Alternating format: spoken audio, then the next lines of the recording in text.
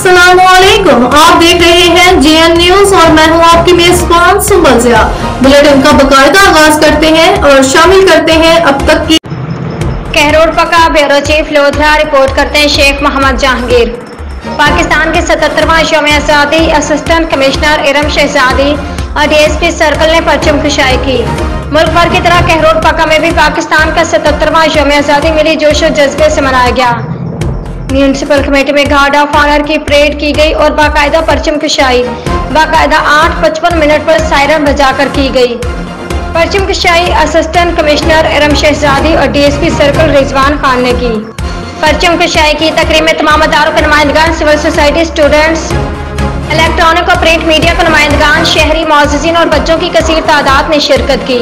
Municipal committee के जुना हाल में 14 अगस्त की तकरीब मुनक्किद की गई, जिसमें तालिब इल्मों ने जोशो खरोश से मिली नगमे और तकारीर की। बाद असिस्टेंट कमिश्नर इरम शहजादी ने पाकिस्तान के 77वां यौम आज़ादी का केक काटा और शजरकारी मुहिम के सिलसिला में म्यूनिसिपल कमेटी के सब्ज़ाज़ार में पौधा लगाया और पाकिस्तान की बका, तामीर और तरक्की की खसूसी दुआ कराई गई।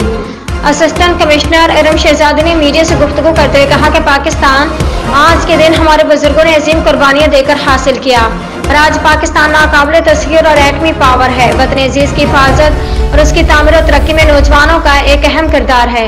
उन्होंने मजीद कहा कि शजरकारी में शहरी बढ़ चढ़ कर हिस्से ने आज तहसील भर में 10,000 पौधे लगाए जाएंगे।